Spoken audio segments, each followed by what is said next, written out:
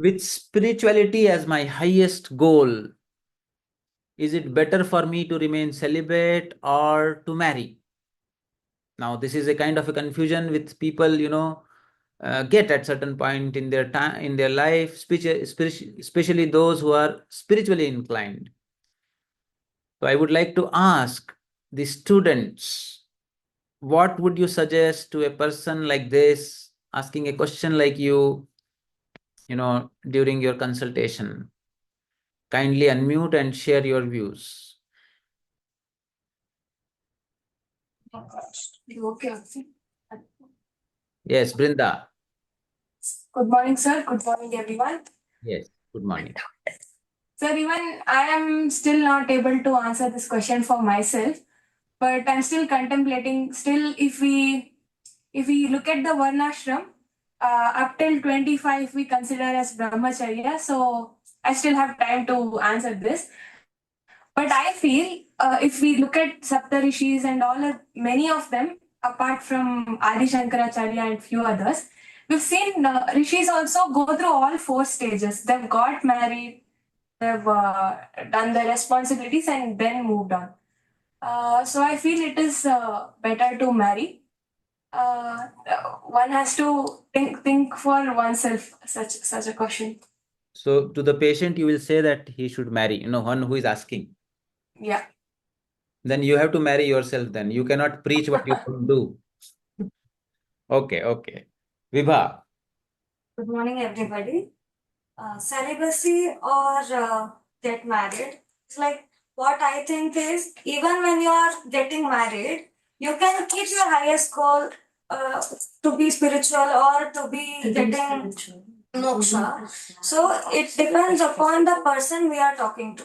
If the person is ready to live all his homely needs or materialistic stuff, then it is okay that he takes the sannyas ashram. But the person is not ready to sacrifice all of that. It is better he get married, he go through all the holy things. Along with that, he can do the spiritual journey also. Thank you. Thank you, thank you. So Vibha says it depends on the vairagya level of the person. The more vairagya is there, he decides not to marry. If it is less vairagya, he can marry. So you have to assess his dispassion. Uh, Another point here is, I think the person is asking this question because if he puts spirituality as his highest goal, he considers that if he gets entangled in marriage, in children, the mind will always be drawn into the worldly life, and then he cannot spare time or have a one-pointed focus on his spiritual goal, you know. So fine, two of my students feel that the person, Vrinda says that he should marry, and Vibha says that we will assess his vairagya and then decide. Let me hear from Saurindra. Good morning, everyone. So, yes, for a spiritual journey, you can get married, and I think marriage will not hamper you, but it will help you to uplift you because it will help you understand how life goes. Because you will go through all the processes of your life, you will know the life better itself, all the dukkhas also, all the raga also. And see, there are so many Kriya yogis who have gone through married life, like Samacharan Lahiri Mahashai. He was a great Kriya yogi. He go through married life, normal life, but he achieved the spiritual goal highest itself. So I think marriage will not hamper our spiritual growth anyway. But it can also for some persons if they got entangled. Lahiri Mahasaya did not did marry, but Paramahamsa Yoganandaji did not marry. Yes, sir. So the question is, if the what would you say to the person? You are saying that to all the people who ask this question, you are going to say them that you should marry. Sir, depend on that person mostly.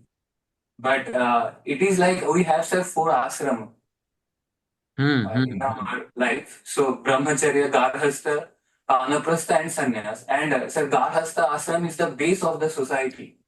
Then So Paramahamsa Yoganandaji, Vivekanandaji, who did not marry, did they not follow the ashram parampara, and did they do it wrong? This is the no, no, question.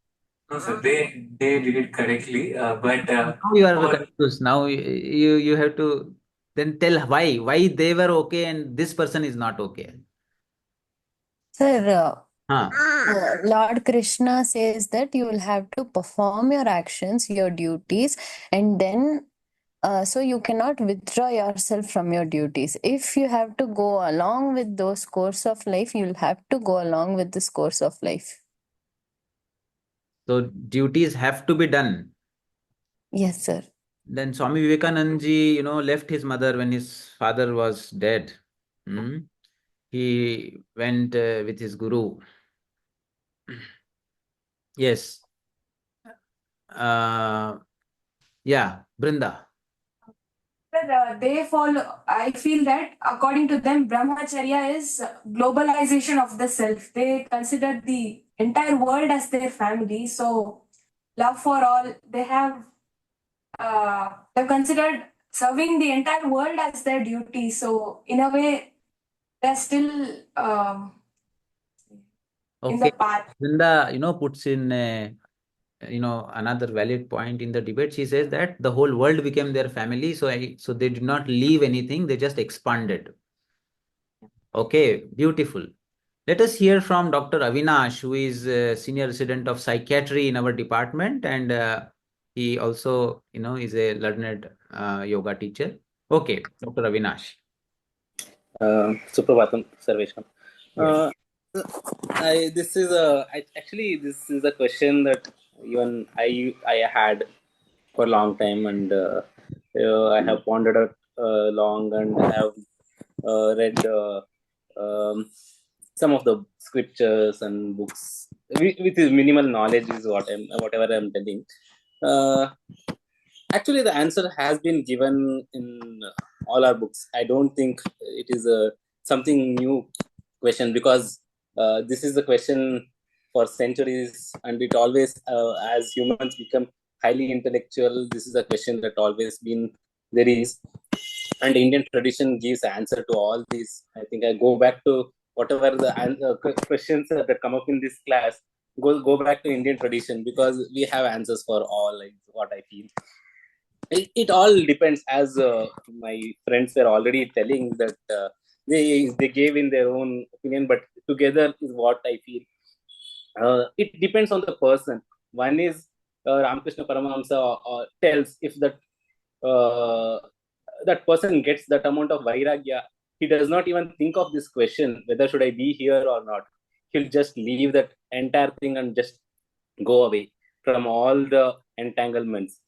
And for person who still have this raga and anuraga and all these clutches who holds on to it, for them it is better to go through all these ashramas, so that they don't get into they think that spirituality is my goal, and then they don't marry, and then they get into other paths, deviant paths. That is why our Indian tradition tells marriage is one of the part to express all our raga and even kama and all. So that is why even in the marriage we tell dharmecha, artecha, kamecha, nati charami. So the your better half is part of your spiritual journey, rather than she being the person to be pulling you to this world. So you are doing a journey together, so the journey will be much more easier. But the person you choose should be of your own. Uh, Maybe you can bring that person, and that person can bring up. So it is mutual, is what I think.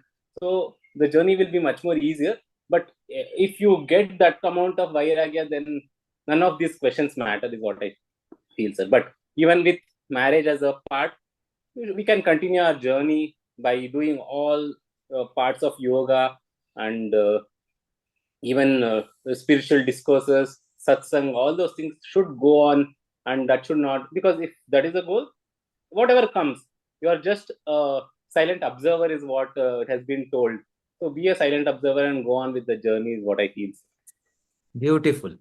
Very beautifully answered, Dr. Avinash. So, Dr. Avinash, quotes Sri Ramakrishna Paramahamsa ji saying that if you are asking this question whether I should marry or not, you should marry. because the person who doesn't have to marry doesn't even get this question in his mind. Swami Vivekananda, Paramahamsa Yogananda ji, from their childhood only, they were never interested in this life. They were very clear. But if there is little bit of sanskara also there within you, which is making you ask this question, then it is better to go through it. And as he, beautifully said, that the life partner can also be supportive in this journey. It can become a part of your spiritual progress, but it doesn't mean that you should marry with that expectation. Even if the life partner is in exactly opposite direction, like what happened with Socrates, wife used to beat him. In fact, he died on the night when his wife was really, really angry on him, and in bitter cold, she throwed him out of the house, and Socrates died in cold. So even if the life partner is not cooperative or conducive to spiritual journey, it serves as a contrast for you to be reminded of your spiritual goal because of the suffering. So in any way, the process that you go through in life, uh, if positive, well and good, even if it is not going in that line, it serves as a contrast for you to remember that. And that is how Dr. Avinash says that if you get this question, you should marry. Okay. Let us hear from Radharani ji. And then, yeah. Yeah. Good morning, sir. Actually, as you said, that is, if they are having a clarity in their mind, if they don't have that kind of inclination towards those things from childhood, if they have lot of energies channelizing to have celibacy and to have be a saint, if they are from childhood, if they have Purujanma vasanas like that, that is different. But if they are having this kind of confusion, if anybody clients come to me, it is better to have the together. And it is, marriage is not like that only having lust and this worldly pleasures. It is the for a human, it is needed that ahara nidra bhaya maituna, all those things chahiye and need. And whatever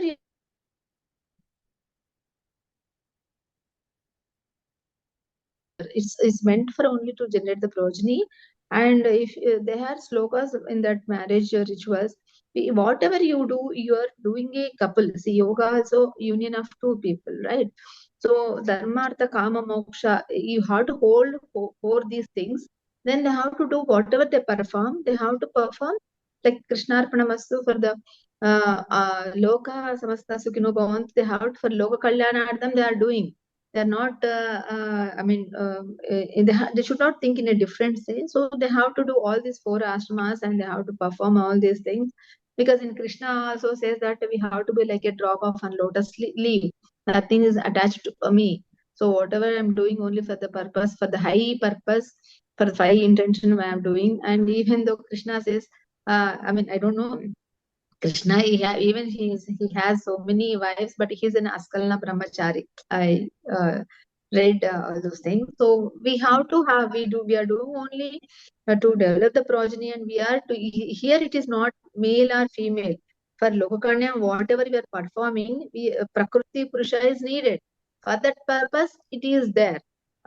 If you are thinking differently, better to go. And if you don't have this kind of all these things, and this knowledge you have to learn, and even marriage also, while marrying also, then that will not go into different.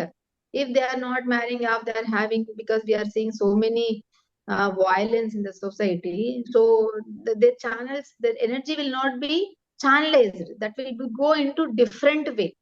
So in what age ಯಾವ ವಯಸ್ಸಿನಾಗ ಆಗೋದು ಆ ವಯಸ್ಸಿನಾಗ ಆಗಬೇಕು ಅಂತಾರ, I don't know.